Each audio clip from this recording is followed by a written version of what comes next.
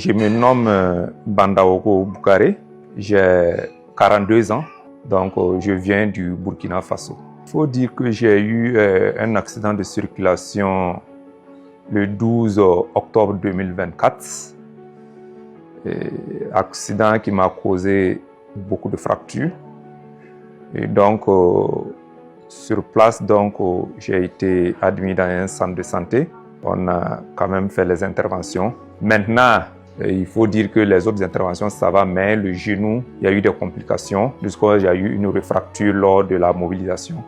Et c'est ce qui a fait que j'ai décidé de changer d'établissement pour venir ici. Bundan bir yıl kadar önce motosiklet kazası geçirmiş, ülkesinde plak vida ile osteosentez yapılmış. Bir süre sonra ekleme çok yakın bir kırık olduğu için eklem hareketleri kısıtlanmış. Biz çıkartalım plak vidayı, tekrar fizik tedaviye devam edelim demiş. Bekleneceği üzere femuru tekrar kırılmış. Tam diz ekleminin hemen üzerinden parçalı bir kırığı var. Bu bölgede ekleme çok yakın, tespit etmek çok zor. Eklemle de iştirakli bir kırığımız var. Eklemi ilgilendiren bir kırığımız var. Daha önce 2 kere ameliyat olmuş bir bölge. Ne yapacaksınız? Genç hasta gümrük memuru, yürüyorum diyor, merdivenin çıkıyorum diyor. Dolayısıyla biz ne yapalım edelim? Bu hastanın kendi kemiğini koruyalım. Kemik stoğu, kemik kaybı vardı. Kemik kaybını gidermek için bu bölgeye başka bir hastadan hazırlanmış, alınmış fresh frozen allograft kemik kullanıldı. Bu bölgeyi sabitlemek için 1 değil 2 plak kullanıldı. Kemik stok artırılması için allograft kullanıldı ve hastaya hemen erken dönemde fizik tedavi başlandı.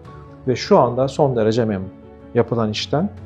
Bundan sonra iyileşme dönemi aşağı yukarı 3 hafta oldu. 3. haftasında hastanın nasıl yürüdüğünü görüyorsunuz.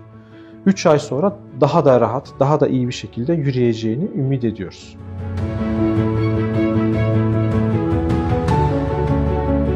Pour ce qui est de mon chirurgien, le professeur Fati, en tout cas, j'ai trouvé un grand professionnel qui s'est vraiment mis dans la tâche, qui s'est investi personnellement pour d'abord m'examiner avant de m'expliquer tout ce que j'ai comme pathologie. Et de commun accord, donc, il a programmé l'intervention. Vraiment, ça a été un grand professionnel et je le remercie de passage. Donc, franchement, je lui dis un grand merci parce qu'il a été à mes côtés et il m'a soutenu pendant ce temps difficile.